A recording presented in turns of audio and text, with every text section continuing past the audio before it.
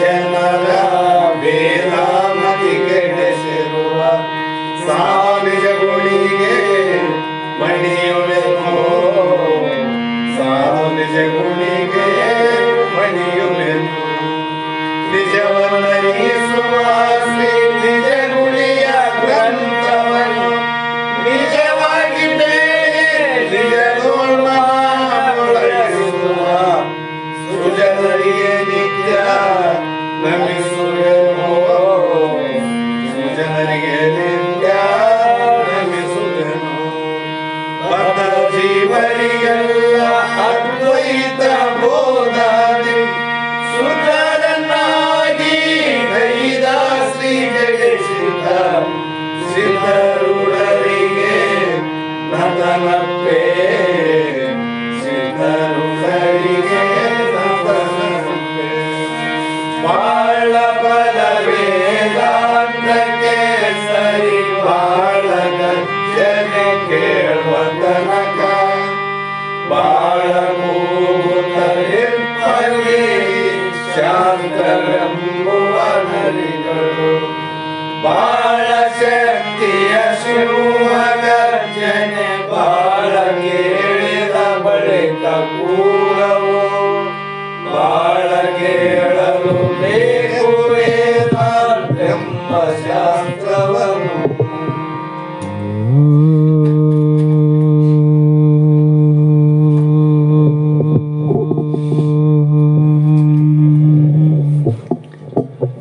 ಅನಂತ ಜನ್ಮ ಸಂಪ್ರಾಪ್ತ ಕರ್ಮ ಬಂಧ ವಿದಾಯಿನಿ ಆತ್ಮ ಜ್ಞಾನ ಪ್ರದಾನೇನ ತಸ್ಮೈ ಶ್ರೀ ಗುರುವೇ ನಮಃ. ಜಗದಾದಿ ಜಗದ್ಗುರು ಅದ್ವೈತ ಸಾರ್ವಭೌಮ ಸದ್ಗುರು ಸಿದ್ಧಾರೂಢ ಮಹಾಸ್ವಾಮಿಗಳ ಶ್ರೀಪಾದ ಪದ್ಮಗಳಿಗೂ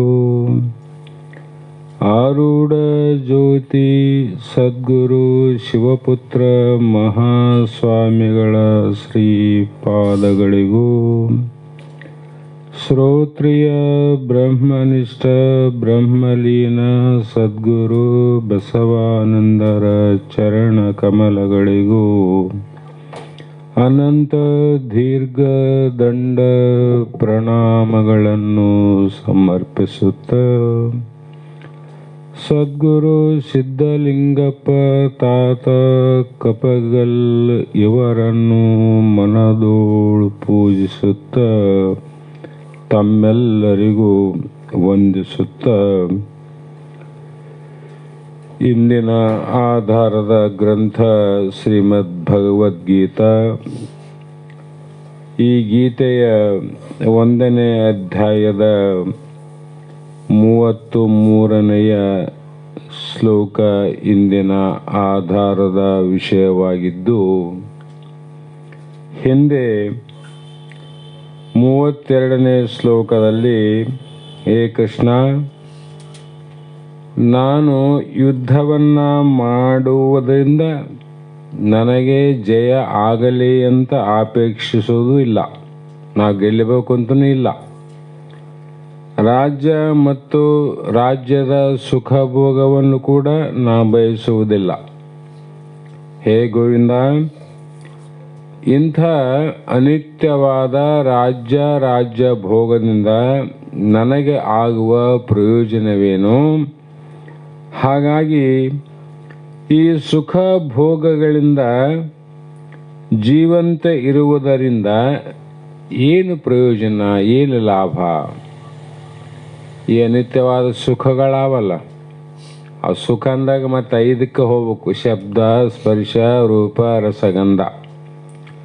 ಈ ಸುಖಗಳನ್ನು ಭೋಗಿಸ್ತಾ ದೀರ್ಘಕಾಲದ ಆಯುಷ್ಯದಿಂದ ಬದುಕಿದ್ದರೂ ಕೂಡ ಅದರಿಂದ ಲಾಭ ಏನಾದ ಅಂತ ನನಗೆ ಅನಿಸ್ತದ. ಹಾಗಾಗಿ ನ ಏಷಾಂ ಅರ್ಥೇ ರಾಜ್ಯಂ ಭೋಗಾಚ ಸುಖಾನಿ ಕಾಂಕ್ಷಿತಂ ತೇ ಇಮೇ ಧನಾನಿ ಚ ಪ್ರಾಣಾನ್ ತ್ಯಕ್ವಾ ಯುದ್ಧೇ ಅವಸ್ಥಿತ. ಯಾರಿಗೋಸ್ಕರವಾಗಿ ಈ ರಾಜ್ಯ, ಈ ಭೋಗ ಮತ್ತು ಇಂದ್ರಿಯಾದಿಗಳ ಸುಖಾದಿಗಳ ಅಭಿಲಾಷೆ, ಯಾರಿಗೆ ಅಭಿಲಾಷೆ ಅದ ಅಂದರೆ ಇಂದ್ರಿಯಾದಿಗಳ ಅಭಿಲಾಷೆ ಇದ್ದವರಿಗೆ ನಮಗುಂಟೇನು ಅಂತಾರವರು. ಅವರೆಲ್ಲರೂ ಈ ಸಕಲ ಸಂಪತ್ತೇನದ ತಮ್ಮ ಜೀವನದ ಆಶೆಯನ್ನು ತೊರೆದು, ಸಂಪತ್ತು ಯಾವುದಕ್ಕಾಗಿರ್ಬೇಕಂದ್ರೆ ಆ ಸಂಪತ್ತಿನಿಂದ ಈಶನನ್ನು ಒಲಿಮೆ ಮಾಡಿಕೊಳ್ಳುವುದೇ ನಿಜವಾದ ಸಂಪತ್ತು. ಸಂಪತ್ತು ಬೇಕು. ಅದಕ್ಕೆ ನಮ್ಮ ಶಾಸ್ತ್ರಗಳಲ್ಲಿ, ಭಗವದ್ಗೀತೆಯಲ್ಲಿ ಷಟ್ ಸಂಪತ್ತು ಅಂತ ಬರೆದಾರಲ್ಲ. ಆ ಸಂಪತ್ತುಗಳಿಂದ ಏನು ಪ್ರಯೋಜನ ಅಂದರೆ ಈಶನ ಒಲಿಮೆ ಆಗ್ತದೆ, ಅದು ಸಾರ್ಥಕತೆ ಆಗ್ತದೆ, ಅದು ಪ್ರಯೋಜನ ಅದ. ಆದರೆ ಇವರು ಈ ಸಕಲ ಸಂಪತ್ತು ಈಗ ಲೌಕಿಕವಾಗಿ ಲೋಕದಲ್ಲಿ ತೋರುವಂಥ ಇಂದ್ರಿಯಾದಿಗಳಿಗೆ ಗೋಚರವಾಗುವಂಥ ಸಂಪತ್ತು ಸುಖ ಏನದ, ಈ ಸುಖವನ್ನು ಇಲ್ಲಿವರೆಗೂ ಅವರು ಅನುಭವಿಸಿದರೂ ಕೂಡ ಆ ಸುಖದಿಂದ ಅವರಿಗೆ ಪ್ರಯೋಜನ ಆಗದೇ ಇರುವ ಕಾರಣಕ್ಕಾಗಿಯೇ ಅವರೇ ತಮ್ಮ ಜೀವನದ ಆಸೆಯನ್ನು ತೊರೆದು ಯುದ್ಧಕ್ಕಾಗಿ ನಿಂತಿದ್ದಾರೆ ಅಂದ ಮೇಲೆ ಪ್ರಯೋಜನ ಏನಾದ ಅನ್ನುವ ಯೋಚನೆ ನನಗೆ ಬರ್ಲಿಕ್ಕತ್ತದ ಅಂತ ಅರ್ಜುನ. ಇದ್ದವರೇ ಅದನ್ನು ತೊರೆದಾರ. ಯಾವ ಸುಖ ಭೋಗವನ್ನು ಅನುಭವಿಸಬೇಕಾಗಿತ್ತು, ಅನುಭವಿಸಬೇಕಾದ್ರೆ ಈ ಶರೀರ ಬದುಕಿರಬೇಕಲ್ಲ, ಶರೀರ ಬದುಕಬೇಕಲ್ಲ.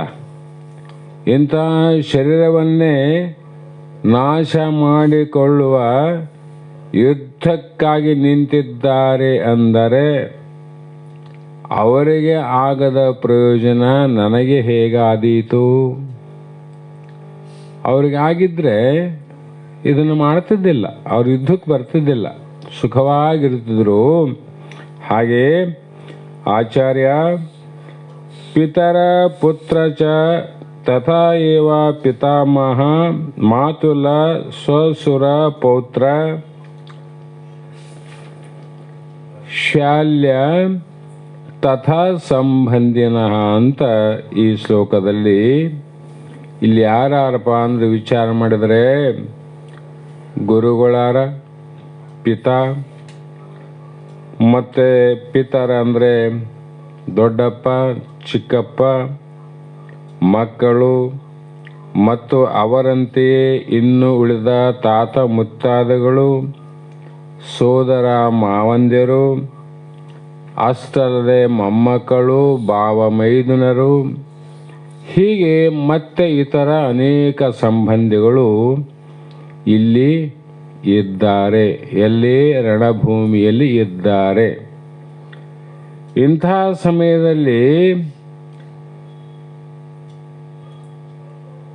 ಏತಾನ ಹಂತಂ ಇಚ್ಛಾಮಿ ಜ್ಞತ ಅಪಿ ಮಧುಸೂದನ ಅಪಿ ತೈಲೋಕ್ಯ ರಾಜಸ್ಯ ಹೇತೋ ಕಿಮ್ನು ಮಹಿ ಕೃತೆ.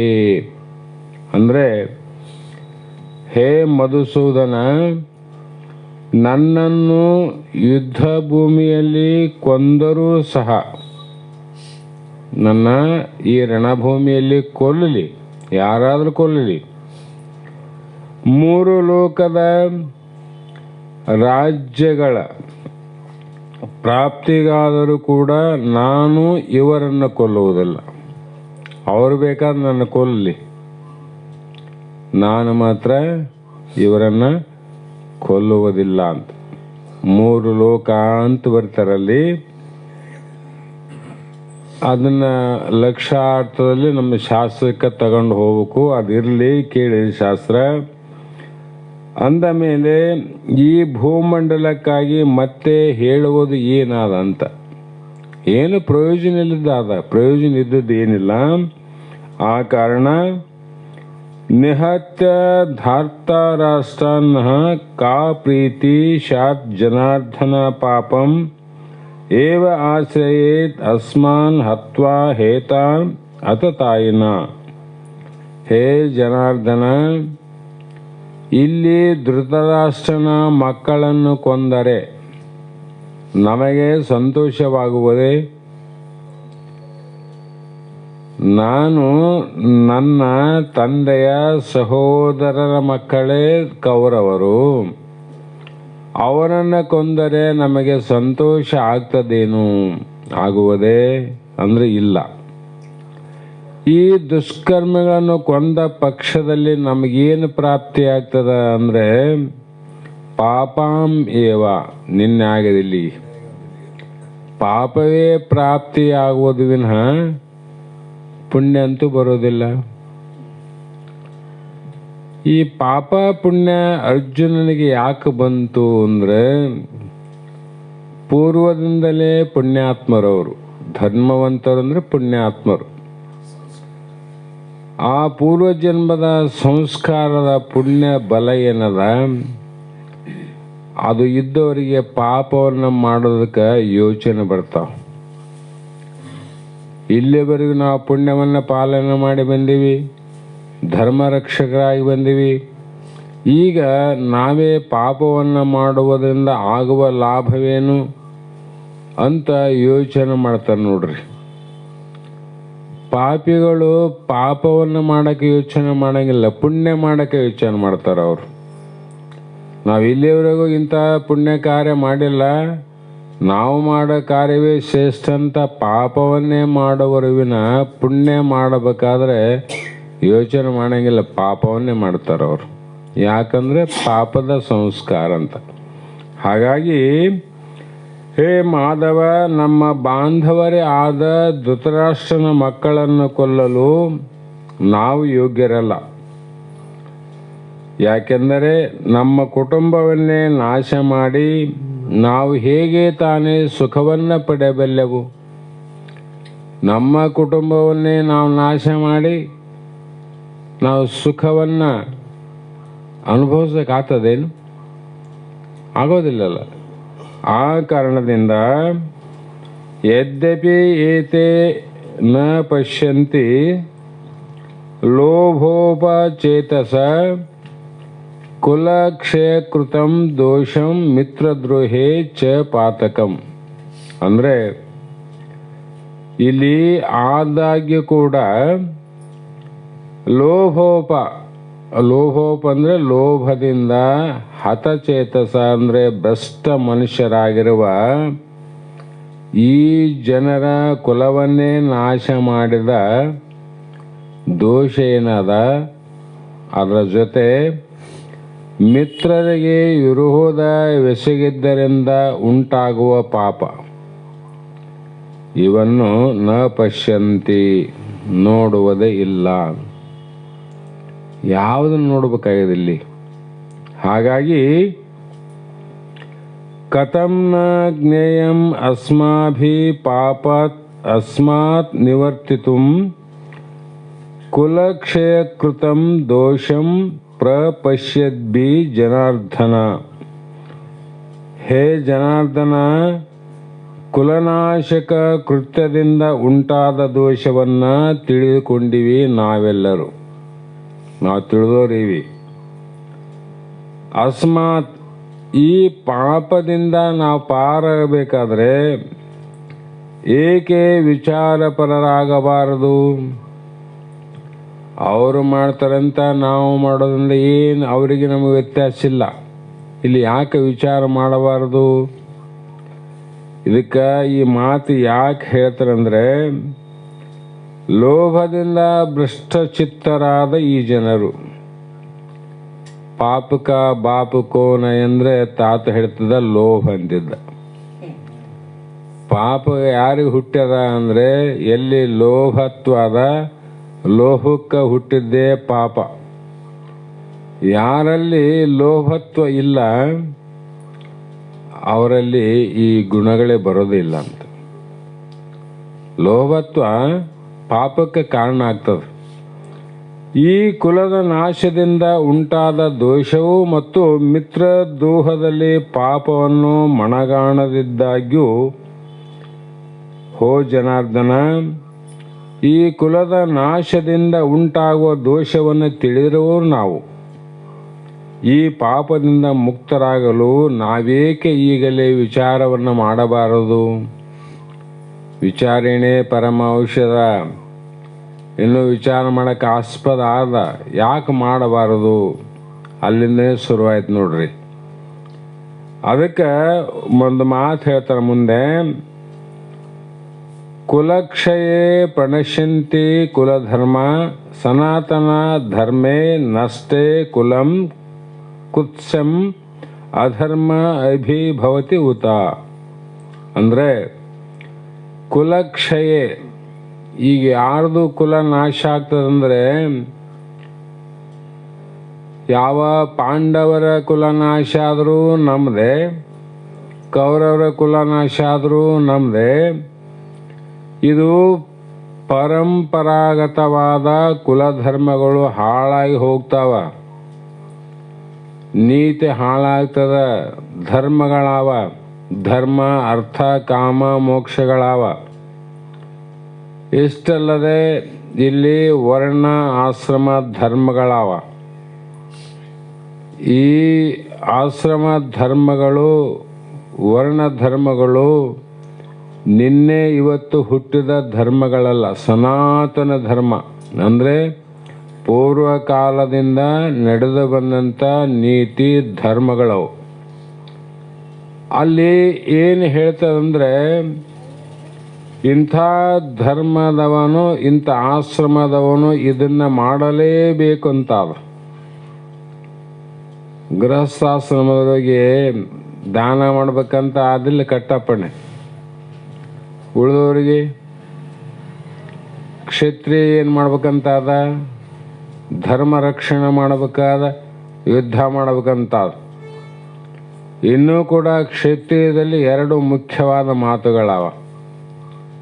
ಕ್ಷತ್ರಿಯ ರಾಜರಾದವರು ಒಂದು ಜೂಜಾಟಕ್ಕೆ ಮತ್ತು ರಣರಂಗದ ಯುದ್ಧಕ್ಕೆ ಎಂದು ಬೆನ್ನು ಕೊಡಬಾರದು, ತಲೆ ಬಾಗಬಾರದು ಅಂತ ನಿಯಮ ಅವ ಕ್ಷತ್ರಿಯರು. ಮತ್ತೆ ಅವನು ವೈರಿ ಜೊತೆ ಹೋರಾಡಬೇಕು, ಅವ್ರ ಧರ್ಮ ಅದ. ಹೀಗೆ ಕುಲದ ನಾಶದಿಂದ ಸನಾತನ ಕುಲಧರ್ಮಗಳು ನಷ್ಟವಾಗಿ ಹೋಗ್ತಾವ. ಇಂಥವರ ಕಾಲದಲ್ಲಿ ಯಾವ ಅರ್ಜುನ ಕೃಷ್ಣನ ಸಾರಥ್ಯದಲ್ಲಿ ದಾಯಾದಿಗಳಾದಂಥ ಪಾಂಡವರ ಕುಲದಲ್ಲಿ ಯುದ್ಧವನ್ನು ಮಾಡಿ ಸನಾತನ ಕುಲಧರ್ಮವನ್ನೇ ನಷ್ಟ ಮಾಡಿ ನಾಶ ಮಾಡಿ ಹೋದರು ಅಂತ ಎಲ್ಲ ಕುಲಗಳಲ್ಲಿಯೂ ಈ ಪಾಪ ಮುಂದೆ ಪ್ರವೇಶ ಆಗ್ತದೆ ನಾವು ಮಾಡೋದ್ರಿಂದ. ಕೃಷ್ಣನೇ ಮಾಡ್ಯಾನಂದ್ಮೇಲೆ ನಾವು ಮಾಡೋದೇನೆ ಅಂತ ಮುಂದೆ ಪ್ರವೇಶ ಆಗ್ತದಿಲ್ಲ. ಅದಕ್ಕೆ ಪಾಪವು ಸಹ ಬಹಳ ಅಧಿಕವಾಗಿ ಹರಡುತ್ತದೆ. ದುರಿತದೋಳು ಅಧಿಕವಾಗುವುದು ಅಂದರೆ ನಿಂದೆ ಯಾಕೆ ಮಾಡಿದೆ ಅಂದ್ರೆ ಪಾಪ ಅಂತ. ಅಧಿಕ ಅಂದರೆ ಅದು ಸ್ವಲ್ಪ ಅಲ್ಲ, ಬಹಳಷ್ಟು. ಅಧರ್ಮಾಭಿಭವಾತ್ ಕೃಷ್ಣ ಪ್ರದುಷ್ಯಂತಿ ಕುಲಸ್ತ್ರೀಯ ಸ್ತ್ರೀಷು ದುಷ್ಟಾಸು ವಾಸೇರ್ಣಯ್ಯ ಜಾಯತೆ ವರ್ಣಸಂಕರ ಅಂದರು. ಕೃಷ್ಣ ಅಂದರೆ ಎಲೆ ಪರಮಾತ್ಮನೇ, ಅಧರ್ಮಾಭಿ ನಾವು ಧರ್ಮವನ್ನು ಬಿಟ್ಟು ಅಧರ್ಮಕ್ಕೆ ಕೈ ಹಾಕಿದ್ರೆ ಪಾಪ ಅತಿಯಾಗಿ ಹಚ್ತದ. ಅಷ್ಟೇ ಅಲ್ಲದೆ ಕುಲಸ್ತ್ರೀಯ ಅಂದರೆ ಕುಲಿನ ಸ್ತ್ರೀಯರು ಕಳಂಕಿತರಾಗಿ ಬಿಡುವರು, ಕಳಂಕಿತರಾಗ್ತಾರ. ಇದಕ್ಕೆ ಬಹಳ ಕಡೆ ಉದಾಹರಣೆ ಕೊಟ್ಟಾರ. ಯಾವಾಗಂದ್ರೆ ಈ ಸೀರೆಯನ್ನು ಸೆಳೆಯುವಂಥ ಸಂದರ್ಭ ಬಂತಲ್ಲ, ಆವಾಗ ಎಲ್ಲಿ ಅಂದರೆ ಅದು ಎಲ್ಲೋ ಒಂದು ಮನೆಯ ಒಳಗಡೆ ನಡೆದ ಕ್ರಿಯೆಯಲ್ಲ, ತುಂಬಿದ ಸಭೆಯಲ್ಲಿ ಮಹಾ ಪರಾಕ್ರಮಿಗಳು, ರತಿಕರು, ಆಚಾರ್ಯರು ಇವರೆಲ್ಲ ಕುಳಿತಂಥ ಸಭೆಯಲ್ಲೇ ಆ ಸ್ತ್ರೀಯಳ ನಡೀತಲ್ಲ ವಸ್ತ್ರಾಪಹರಣ. ಆವಾಗ ಧರ್ಮಕ್ಕಾಗಿ ಎಂತೆಂಥ ಬಲಾಢ್ಯರಿದ್ರಲ್ಲ, ಭೀಮ ಇದ್ದ, ಅರ್ಜುನ ಇದ್ದ, ನಕುಲ, ಸಹದೇವ ಮತ್ತು ಅರ್ಜುನ ಇದ್ದ. ಇಷ್ಟಲ್ಲದೆ ಅವರ ಕಡೆ ಇರುವಂಥ ಇನ್ನೂ ಅನೇಕ ಮಹಾಪರಾಕ್ರಮಿಗಳು ಕೂಡ ಇದ್ದರು. ಅಂಥ ಪ್ರಸಂಗದಲ್ಲಿ ಧರ್ಮ ಹಿಡಿದಿಲ್ಲ. ಜೂಜಾಡುವುದು ಒಂದು ಧರ್ಮ. ಕ್ಷತ್ರಿಯರಿಗೆ ಕರೆದ್ರೆ ಆಡಲೇಬೇಕಂತದು. ನಾವು ಅಲ್ಲಿ ಅಂತ ಹೋಗಂಗಿಲ್ಲ. ಜಯಾಪಜಯ ಒಂದು ಕಡೆ ಇರಲಿ. ಆ ಒಂದು ಉದ್ದೇಶಕ್ಕಾಗಿ ಮುಂದೆ ಶಕುನಿ ಗಾಳವನ್ನು ಹಾಕಿ ಇದನ್ನು ಹೂಡಿ ಇಷ್ಟೆಲ್ಲ ಮಾಡಲಿಕ್ಕೆ ಕಾರಣ ಅದ. ಅದನ್ನು ತಡಿಬೋದಾಗಿತ್ತಲ್ಲ, ತಡಿಲಿಕ್ಕೆ ಬರೋದಿಲ್ಲ ಅಂತ. ಜೂಜಿನಲ್ಲಿ ಅದು ಧರ್ಮ ಅದ. ಅದಕ್ಕೆ ಅಲ್ಲಿ ಕಳಂಕಿತರಾಗಲಿಲ್ಲಕಿ ದ್ರೌಪದಿ. ಹಾಗಾಗಿ ಇಲ್ಲಿ ಎಲೈ ಕೃಷ್ಣಚಂದ್ರ, ಸ್ತ್ರೀಯರು ದೋಷಯುಕ್ತರಾದ ಮೇಲೆ ವರ್ಣಸಂಕರವು ಉತ್ಪತ್ತಿಯಾಗುವುದು.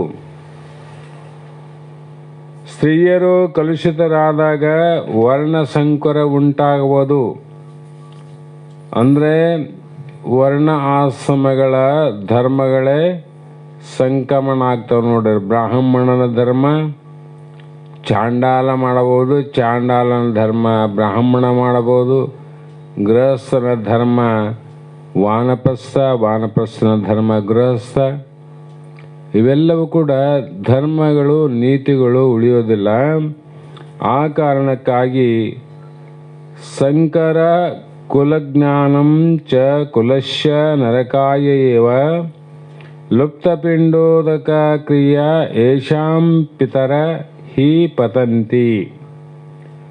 ವರ್ಣಸಂಕರ ಕುಲಘಾತಕರನ್ನು ಮತ್ತು ಕುಲವನ್ನು ಏನು ಮಾಡ್ತದಂದ್ರೆ ನೇರ ನರಕಕ್ಕೆ ಕರೆದೊಯ್ಯುತ್ತದೆ.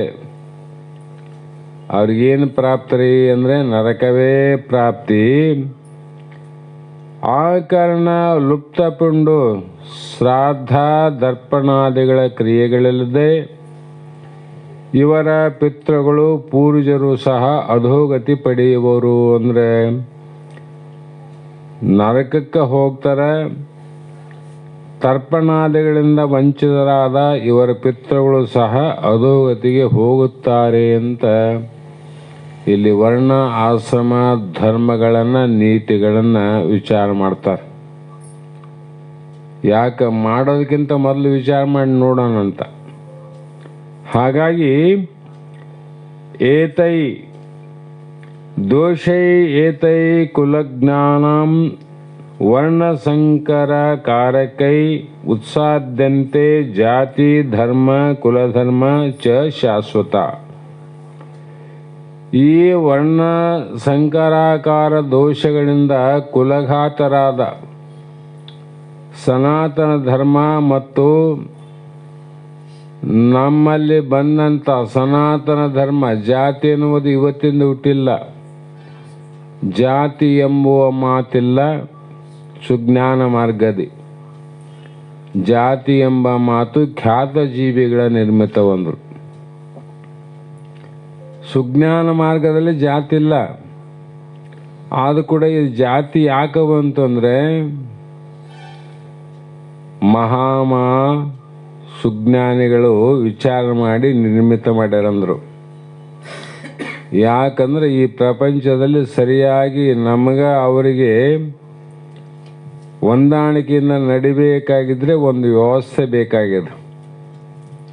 ಆ ವ್ಯವಸ್ಥೆಗೋಸ್ಕರವಾಗಿ ಅವರ ಆಚಾರ ವಿಚಾರದಿಂದ ಗುಂಪುಗಳನ್ನು ಮಾಡಿ ಅವರೇನು ಮಾಡಿದ್ರು, ಜಾತಿ ವ್ಯವಸ್ಥೆಯನ್ನು ಮಾಡಿದರು. ಇದನ್ನು ತೆಗಿಬೇಕು, ಸಮಾನ ಮಾಡಬೇಕು. ಜಾತಿ ಎಲ್ಲಿವರೆಗೆ ಇರ್ತದ ಅಲ್ಲಿ ದೇಶ ಹಾಳಾಗ್ತದೆ ಅಂತ ಹೇಳೋರು ಆಗಲಿ. ಈಗ ನೀವೇ ಮೊದಲು ಮಾಡಿ ನೋಡ್ರಿ. ಸಭೆಯಲ್ಲಿ ಭಾಷಣ ಮಾಡ್ತಕ್ಕಂಥವ್ರು ದೊಡ್ಡ ದೊಡ್ಡ ವ್ಯಕ್ತಿಗಳಿಲ್ಲ. ಜಾತಿ ಎಲ್ಲಿವರೆಗೆ ಆದ ಅಲ್ಲಿವರೆಗೂ ದೇಶ ಹಾಳಾಗ್ತದ ಅಂತ ಹೇಳುವವರೇ ನೀವು ಮೊದಲು ಮಾಡಿ ನೋಡ್ರಿ. ದೊಡ್ಡ ದೊಡ್ಡ ಮಂದಿ ಇರಲ್ಲ, ನಿಮ್ಮ ಮಕ್ಕಳನ್ನ ಯಾರಿಗಾದ್ರೂ ಕೊಡ್ತೀರಿ, ಬೇರೆ ಯಾರ ಮಕ್ಕಳಾದರೂ ಕೂಡ ನಿಮ್ಮ ಮನೆಗೆ ತಗೊಂತೀರಿ, ಮತ್ತು ಭಾಷಣ ಯಾಕೆ ಮಾಡ್ತಾರಂತ. ಭಾಷಣ ಮಾಡೋದ್ರೆ ಏನು ಪ್ರಯೋಜನ? ಕೃತಿಯಲ್ಲೇ ಬರಬೇಕು. ಕೃತಿಯಲ್ಲೇ ಮಾಡೋಕೆ ಹೋದ್ರಿಲ್ಲ ಅವತ್ತೇ ನಿಮ್ಮ ವಂಶನೇ ನಿರ್ಮೂಲ ಆಗ್ತದೆ, ಸಂಸಾರನ ಹಾಳಾಗಿ ಹೋಗ್ತದೆ.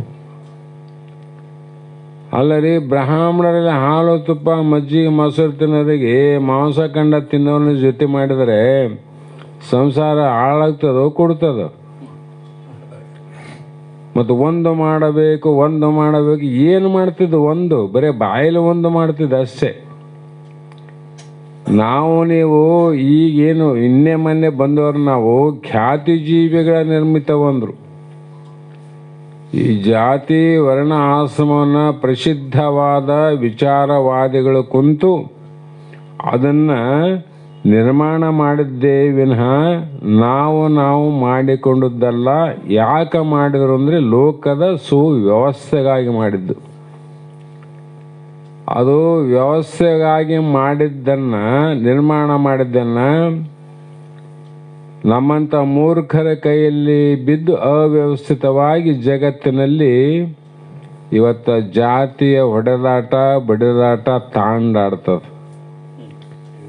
ಯಾಕೆ ತಾಂಡಾಡ್ತದಂದರೆ ಅದು ವಿಚಾರ ಮಾಡಿಲ್ಲ, ವಿಚಾರ ಮಾಡೋಕ್ಕೆ ಗೊತ್ತಿಲ್ಲಲ್ಲ ಇದು ಯಾರು ಮಾಡಿದರು, ಯಾಕೆ ಮಾಡಿದರು, ಎದಕ್ಕೋಸ್ಕರ ಮಾಡಿದರು ಅನ್ನುವಂಥ ಪ್ರಜ್ಞೆ ವಿಚಾರ ಯಾರಿಗಾದ ಅವರು ವಿಚಾರ ಮಾಡಿ ಮುಂದೆ ಮಾತಾಡ್ತಾರೆ. ಈ ವಿಚಾರ ಇಲ್ದವರು ಮನಸ್ಸಿಗೆ ಬಂದಾಗ ಮಾತಾಡೋದು. ಹಾಗಾಗಿ ಇಂಥ ವ್ಯವಸ್ಥೆ ಹಾಳಾಗಬಾರ್ದು ಅಂತ, ಈ ವ್ಯವಸ್ಥೆ ಹಾಳಾಗಬಾರ್ದು. ಅದಕ್ಕಾಗಿ ಎಲೈ ಜನಾರ್ದನ, ಈ ಉತ್ಸನ್ನ ಕುಲ, ಈ ಒಂದು ಕುಲಧರ್ಮವನ್ನು ಹಾಳು ಮಾಡಿಕೊಂಡಿರುವ ಮನುಷ್ಯರಿಗೆ ಅನಂತ ಕಾಲದವರೆಗೆ ನರಕದಲ್ಲಿ ವಾಸ ಉಂಟಾಗುತ್ತದೆ. ಇದರ ಪ್ರತಿಫಲ ಏನಾಗ್ತದಂದ್ರೆ ನರಕದಲ್ಲಿ ವಾಸ ಮಾಡಬೇಕು. ಹಾಗಾಗಿ ಇದನ್ನು ನಾವು ಕೂಡ ಅನುಸುಶ್ರಮ ಅಂದರೆ ಅಲ್ಲಿ ಕೇಳಿದ್ದೇವೆ, ಈ ಥರ ಆಗುತ್ತದೆ ಅಂತ ಕೇಳಿವಿ. ಅದಕ್ಕಾಗಿ ಅಹೋಬತ ವಯಂ ಮಹತ್ವಾಪಂ ಕರ್ತುಂ ವ್ಯವಸಿತ ಯತ್ ರಾಜ್ಯ ಸುಖ ಲೋಭೇನ. ಅಹೋಬತ ಅಂದರೆ ಓಹೋ, ಅತ್ಯಂತ ಖೇದವಾದದ್ದು ಅಂದರೆ ದುಃಖಕರವಾದದ್ದು. ನಾವುಗಳು ಬಹು ಬುದ್ಧಿಶಾಲಿಗಳಾಗಿಯೂ ಸಹ, ಬುದ್ಧಿ ಇಲ್ಲದವರು ಏನು ಮಾಡಲಿ, ಬುದ್ಧಿಶಾಲಿಗಳಾದರೂ ನಾವು ಇಂಥ ಮಹಾನ್ ಘೋರ ಮಹಾಪಾಪವನ್ನು ಮಾಡಲು ಸಿದ್ಧರಾಗಿದ್ದೇವೆ. ಅಂದರೆ ರಾಜ್ಯದ ಹಾಗೂ ಸುಖಭೋಗಗಳ ಲೋಭದಿಂದ ನಮ್ಮ ವಂಶದವರನ್ನೇ ಕೊಲ್ಲುವ ಸಲುವಾಗಿ ಸನ್ನದ್ಧರಾಗಿದ್ದೇವೆ. ಇದು ನೋಡಂಗಾದ ಪರಿಸ್ಥಿತಿ. ನಾವು ತಿಳಿದವರಾಗಿ ಬೇರೆ ರಾಜ್ಯದವರನ್ನು, ವೈರಿಗಳನ್ನು ಕೊಲ್ಲೋದಕ್ಕೆ ಹೋದ್ರೆ ಆ ಪ್ರಶ್ನೆ ಬೇರೆ, ನಮ್ಮವ್ರನ್ನ ಕೊಲ್ಲಕತ್ತೀವಲ್ಲ. ಹಾಗಾಗಿ ಅತ್ಯಂತ ಖೇದವಾದ ವಿಷಯ, ದುಃಖಕರವಾದ ವಿಷಯ. ಏಕೆಂದರೆ ನಾವು ಬುದ್ಧಿವಂತರಾಗಿದ್ದು ಸಹ ಮಹಾಪಾಪ ಮಾಡಲು ಸಿದ್ಧರಾಗಿದ್ದೇವೆ. ನಾವು ಯುದ್ಧವನ್ನು ಮಾಡೋಕ್ಕೆ ಸಿದ್ಧರಾಗಿಲ್ಲ, ಮಹಾಪಾಪವನ್ನೇ ಮಾಡೋಕ್ಕೆ ಸಿದ್ಧರಾಗಿದ್ದೇವೆ. ಅಜ್ಞಾನಿಗಳು ಮಾತಾಡ್ತಾರೆ ಅದೇನು ದೊಡ್ಡಾಗಂತ, ಮಾಡಿದ್ರೆ ಏನಾಗ್ತದೆ? ವಿಚಾರವಂತರಿಗೆ ಗೊತ್ತಾಗ್ತದೆ ಮಾಡೋದ್ರಿಂದ ಏನಾಗ್ತದೆ. ಹಾಗೂ ರಾಜ್ಯ ಸುಖದ ಲೋಭದಿಂದ ಸ್ವಜರನ್ನು ಕೊಲ್ಲಲು, ನಮ್ಮವರನ್ನು ನಾವು ಕೊಲ್ಲಲು. ಈ ಕೇಳ್ತೀವಲ್ಲ, ಎಂಥ ಮಗ ಇರ್ಬೋದಪ್ಪ, ತಂದೆನ ಕೊಲ್ಯಾನ, ತಂದೆ ಮಗನ ಕೊಲ್ಯಾನ, ಅಣ್ಣ ತಮ್ಮನ ಕೊಲ್ಯದ, ತಮ್ಮ ಅಣ್ಣನ ಕೊಲ್ಯದ, ತಂದೆ ತಾಯಿಗಳು ಮಕ್ಕಳು ಕೊಲ್ಯಾರ ಅಂತ ಕೇಳ್ತೀವಲ್ಲ. ಆವಾಗ ನಮಗೆ ಎಷ್ಟು ಅದರಿಂದ ಎಂಥ ಪಾಪಿಗಳಂತ ಅನಿಸ್ತದಿಲ್ಲ ನಮಗೆ, ಸಹಜವಾಗಿ ನಮಗೆ ಅಂದಾಗ. ಮತ್ತೆ ಅಲ್ಲಿ ಅರ್ಜುನಿಗೆ ಅನಿಸದೇ ಇರ್ತದ, ಅನಿಸ್ಬೇಕಲ್ಲ. ಹಾಗಾಗಿ ಕೊಲ್ಲಲು ಯುದ್ಧುಕ್ತರಾಗಿದ್ದೇವೆಂದು ನನಗೆ ವ್ಯಥೆಯಾಗುತ್ತದೆ. ನನಗೆ ಇಷ್ಟೆಲ್ಲ ವ್ಯಥೆಗಳು ಕಾಣೋದ್ರಿಂದನೇ ನನ್ನ ರಥದಲ್ಲಿ ನಾನು ಯುದ್ಧ ಮಾಡೋದಲ್ಲ, ನಿಲ್ಲಕ್ಕಾಗಲಾದ ಪರಿಸ್ಥಿತಿ, ನಿಸ್ಸಹಾಯಕನಾಗಿದ್ದೇನೆ. ಮೈಯಲ್ಲಿ ಬೆವರು ಬರ್ತದೆ, ಧನಸ್ಸು ಜಾರ್ತದ, ಗಂಟಲು ಒಣಗ್ತದ, ಮಾತು ತೊದಲ್ತದ ಅಂತ ಹಿಂದೆ ಹೇಳೋಣ. ಯಾಕಂದರೆ ವಿಚಾರ ಮಾಡಿದವರಿಗೆ. ಹೀಗೆ ಯದಿ ಮಾಂ ಅಪ್ರತೀಕಾರಂ ಅಶಸ್ತ್ರಂ ಶಸ್ತ್ರಪಾಣಯ ಧಾರ್ತರಾಷ್ಟ್ರ ರಣೆ ಹನ್ಯು ತತಮೇ ಕ್ಷೇಮತರಂ ಭವೇತ್. ಅಂದರೆ ಅಶಸ್ತ್ರಂ ಶಸ್ತ್ರಾಕ್ತನಾಗಿದ್ದಾಗ ಬೇರೆ, ಅಶಸ್ತ್ರಂ ಅಂದರೆ ನಿಶಸ್ತ್ರನಾಗಿ, ಕೈಯಲ್ಲಿ ಏನಿಲ್ಲ, ಯುದ್ಧ ಮಾಡದೆ ತಟಸ್ಥನಾದ ನನ್ನನ್ನು ಈ ರಣರಂಗಕ್ಕೆ ಬರುವಾಗ ಎಲ್ಲ ಇದ್ದು ಶಸ್ತ್ರ ಸಮೇತವಾಗಿ ಬಂದಿದ್ದೆ. ಈಗ ನಿಶಸ್ತ್ರನಾಗಿ ಯುದ್ಧ ಮಾಡದೆ ತಟಸ್ಥನಾದ ನನ್ನನ್ನು ಶಸ್ತ್ರಧಾರಿಗಳಾದ ಯಾರು ಧಾರ್ತರಾಷ್ಟ್ರ, ಧೃತರಾಷ್ಟ್ರನ ಪುತ್ರರು ಅಂದ್ರೆ ಮಕ್ಕಳು, ನನ್ನ ಕೈಯಲ್ಲಿ ಏನಿಲ್ಲ, ಅವ್ರ ಕೈಲಿ ಎಲ್ಲ ಅವೀಗ. ರಣೆ ಅಂದರೆ ಈ ಯುದ್ಧ ಭೂಮಿಯಲ್ಲಿ, ಹನ್ಯು ಅಂದರೆ ಕೊಂದರೆ, ಕೊಲ್ಲಿದರೆ,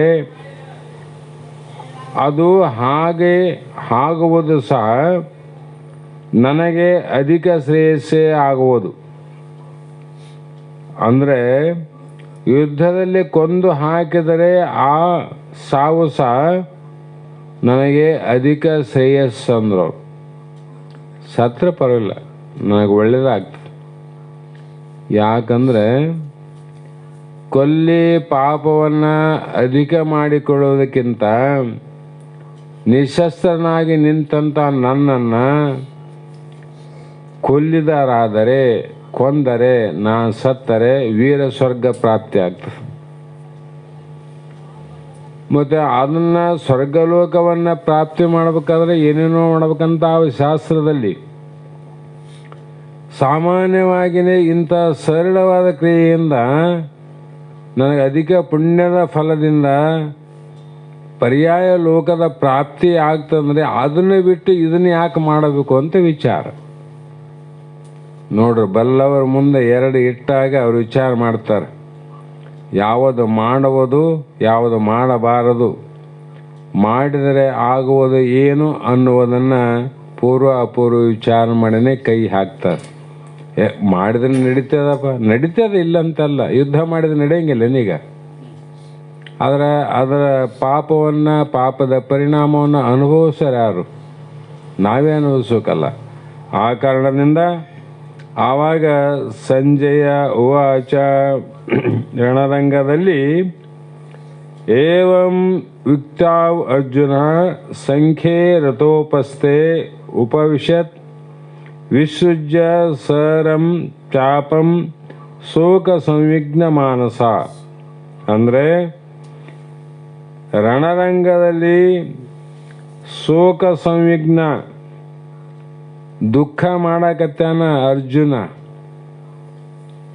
ಶೋಕ ಅಂದರೆ ದುಃಖ, ದುಃಖದಿಂದ ವ್ಯಾಕುಲ ಮಾನಸ ಅಂದರೆ ಮಾನುಷ್ಯನವನಾದ ಅರ್ಜುನ ಈ ರೀತಿ ಹೇಳಿ ತನ್ನ ಕೈಯಲ್ಲಿ ಅಲ್ಪ ಸ್ವಲ್ಪ ಬೆರಳಿನಿಂದ ಹಿಡಿದಂಥ ಧನಸ್ಸನ್ನು ಕೂಡ ತ್ಯಾಗ ಮಾಡಿ, ಮಲ್ಲೆ ಜಾರಕತ್ತಿದ್ದವು ಅವನ್ನೆಲ್ಲ ಪೂರ್ತಿ ತ್ಯಾಗ ಮಾಡಿ ರಥೋಪಸ್ಥೆ, ಎಲ್ಲಿ ಬರುವಾಗ ಯುದ್ಧ ಭೂಮಿಗೆ ಬರುವಾಗ ರಥದ ಮುಂದಿನ ಭಾಗದಲ್ಲಿ ಕುಳಿತಿದ್ದ ಸಾರಥಿ ಕೃಷ್ಣ, ಕೃಷ್ಣನ ಹಿಂಬದಿಯಲ್ಲಿ ಅರ್ಜುನ. ಈ ಎಲ್ಲ ವಿಚಾರ ಅಲ್ಲಿ ಆಗುವಂಥ ಧರ್ಮ ಅಧರ್ಮ ನ್ಯಾಯ ಅನ್ಯಾಯ ಇಷ್ಟೇ ಅಲ್ಲದೆ ವಿಚಾರ ಮಾಡಿದ. ಇಷ್ಟು ನಮ್ಮವರು ಅಲ್ಲದೆ ನಮಗಾಗಿ ಪ್ರಾಣವನ್ನೇ ತ್ಯಾಗ ಮಾಡಲಿಕ್ಕೆ ಬಂದಂಥ 11 ಅಕ್ಷೋಹಿಣಿ ಸೈನ್ಯ ಅದಲ್ಲ, ಈ ಕಡೆ 7 ಆ ಕಡೆ 8, ಆ ಸೈನಿಕರ ಹೆಂಡ್ರು ಮಕ್ಕಳಾರಲ್ಲ, ಆರಿಲ್ಲ. ಆ ಸೈನಿಕರನ್ನ ಒಂದು ವೇಳೆ ಕೊಂದಿದರೆ ಆ ಎಲ್ಲ ಸೈನಿಕರ ಹೆಂಡತಿಯರು ವಿಧವೆಯಾಗ್ತಾರೆ. ಇವರಷ್ಟೇ ಅಲ್ಲ, ದೃಷ್ಟಿ ಅಂದಾಗ ಅವರೆಲ್ಲರಿಗೂ ವಿನಾಕಾರಣವಾಗಿ ಆ ಸ್ತ್ರೀಯರು ಮಾಡದ ತಪ್ಪನ್ನೇ ನಾವು ತಪ್ಪು ಅಂತ ಅವ್ರನ್ನ ನಾಶ ಮಾಡಿದ್ದಾದರೆ ಅವರ ಶಾಪ ಎಲ್ಲ ನಮಗೆ ಬರ್ತದೆ. ಶಾಪ ಆಗ್ತಾರಿಲ್ಲ. ಇಷ್ಟೆಲ್ಲ ವಿಚಾರ ಮಾಡಿ ರಥದ ಮುಂದಿನ ಭಾಗದಲ್ಲಿ ಕುಂತಂಥ ಅರ್ಜುನ ಎಲ್ಲ ಧನುಸ್ಸು ಬಿಲ್ಲು ಬಾಣ ಎಲ್ಲ ಕೆಳಗಿಟ್ಟ. ರಥದ ಹಿಂದಿನ ಭಾಗದಲ್ಲಿ ಬಂದು ಕುಂತ ನೋಡ್ರಿ. ಮುಂದಿನ ಭಾಗ ಹೋಯ್ತು, ಹಿಂದಿನ ಭಾಗಕ್ಕೆ ಬಂದ. ರಣಭೂಮಿಯಲ್ಲಿ ಶೋಕದಿಂದ ಉದ್ವೇಗಗೊಂಡ ಮನಸ್ಸುಳ್ಳ ಅರ್ಜುನ ಮನಸ್ಸಿಗೆ ಯುದ್ಧನೇ ಮಾಡಿಲ್ಲ, ಮನಸ್ಸಿಗೆ ಎಳ್ಳು ಕಾಳಿನಷ್ಟು ಸಮಾಧಾನ ಇಲ್ಲ, ಶಾಂತಿ ಇಲ್ಲ, ಉದ್ವೇಗ. ಬೆಂಕಿ ಹಚ್ಚಿದಾಗ ಕಟ್ಟಿಗೆ ಹೆಂಗೆ ಸುಟ್ಟಾಗ ಸೆಕೆ ಹೆಂಗೆ ಬರ್ತದೋ ಅದರಂತೆ ಕೋಪಾಗ್ನಿಯಿಂದ ಹೊತ್ತಿದ ಮನಸ್ಸಿನ ಕಿಡಿ ಅವನ ಶ್ವಾಸ ಉಚ್ಛ್ವಾಸದಲ್ಲಿ ಆ ಸಮಯದಲ್ಲಿ ಬರುವಂಥ ಗಾಳಿಯ ಬಿಸಿ ಅದು ಎಷ್ಟೋ ಪ್ರಮಾಣ ಬಿಸಿ ಇತ್ತು ಅಂತ ಕೆಲವು ಗ್ರಂಥದಲ್ಲಿ ಬರೀತಾರೆ. ಕೋಪಾಗ್ನಿ. ಹಾಗಾಗಿ ಈ ರೀತಿ ಅರ್ಜುನನು ಹೇಳಿ ಬಾಣಗಳ ಸಹಿತ ಧನುಸ್ಸನ್ನು ತ್ಯಜಿಸಿ ರಥದ ಹಿಂಬದಿಯಲ್ಲಿ ಕುಳಿತುಕೊಂಡನು. ಇಲ್ಲಿ ಬ್ರಹ್ಮ ಓಂ ತತ್ಸದಸಿ ಶ್ರೀಮದ್ ಭಗವದ್ಗೀತಾ ಸೋಪನಿಷತ್ತು ಬ್ರಹ್ಮವಿದ್ಯಾಯಂ ಯೋಗಶಾಸ್ತ್ರೇ ಶ್ರೀಕೃಷ್ಣ ಅರ್ಜುನ ಸಂವಾದೆ ಅರ್ಜುನ ವಿಷಾದ ಯೋಗೋ ನಾಮ ಪ್ರಥಮ ಅಧ್ಯಾಯ. ಮೊದಲನೇ ಅಧ್ಯಾಯದಲ್ಲಿ ಭಗವದ್ಗೀತೆ ಏನು ಹೇಳ್ತದ? ಅರ್ಜುನನ ವಿಷಾದ ಯೋಗ. ಅದು ಯಾರಿಗೆ ಬರ್ತದ ಅವರು ಮುಂದೆ ಹೋಗ್ತಾರೆ ನೋಡ್ರಿ. ಅದು ಬರಲಿಲ್ಲ ಅಂದರೆ ಮುಂದೆ ಏನು ಆಗೋದಿಲ್ಲ ಅಂತ. ಹೀಗೆ ಯೋಗಶಾಸ್ತ್ರ ವಿಷಯವಾಗಿ ಶ್ರೀಕೃಷ್ಣ ಮತ್ತು ಅರ್ಜುನ ಇವರ ಸಂವಾದದಲ್ಲಿ ಅರ್ಜುನನ ವಿಷಾದ ಯೋಗ ಎಂಬ ಮೊದಲನೇ ಅಧ್ಯಾಯ ಹರಿ ಓಂ ತತ್ಸತ್ ಹರಿ ಓಂ ತತ್ಸತ್ ಹರಿ ಓಂ ತತ್ಸತ್ ಅಂದರೆ ಇಲ್ಲಿಗೆ ಒಂದನೇ ಅಧ್ಯಾಯ ಮುಗಿತು ಅಂತ ಅರ್ಥ. ಇಲ್ಲಿಗೆ ಇಂದಿನ ಶಾಸ್ತ್ರದ ವಾಕ್ಪುಷ್ಪಗಳನ್ನು ಗುರುಪಾದಕ್ಕೆ ಸಮರ್ಪಿಸಿ ಮಂಗಲ ನಂತರ ನಾವು ನೀವು ಕೃತಾರ್ಥರಾಗೋಣ ಅನ್ನೋ ಮಾತನ್ನು ಹೇಳ್ತಾ ಮಂಗಲವನ್ನು ಪ್ರಾರಂಭ ಮಾಡ್ರಿ. ಸಿದ್ಧಾರೂಢ ಸಮರ್ಥ ಬೆಳಗುವೆ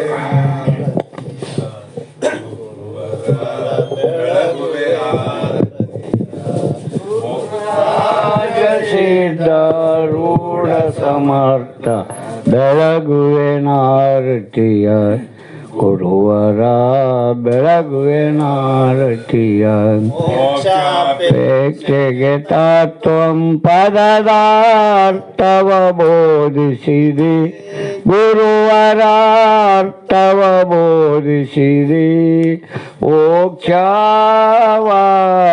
ಶಂಕರ ನಾಮವು ಚಾರವ ಮಾಡಿಸಿರಿ ಗುರುವರ ಉಚಾರವ ಮಾಡಿಸಿರಿ ಶ್ಯಾಮ ಧಾಮ ಶ್ರೀರಾಮ ಹಬಿನ್ನ ಶಂಕರ ನೀನಿರುವೆ ಗುರುವರ ಶಂಕರ ನೀನಿರುವೆ ಕಾಮ ಕ್ರೋಧವ ನಾಶಿಸಿ ಜಗದೊಳು ಶಾಂತಿಯ ಬೀರಿರಿ ಗುರುವರ ಶಾಂತಿಯ ಬೀರಿರಿ ನ ಭಜಕರ ದುರಿತ ವೃಂದವ ತ್ವರಿತದಿ ನಾಶಿಸಿರಿ ಗುರುವರ ತ್ವರಿತದಿ ನಾಶಿಸಿರಿ ವರ ಲತಾಪುರ ದೈವದಿಂದಲೇ ನಿವೃತ್ತದಿ ವಾಸಿಸಿರಿ ಗುರುವರ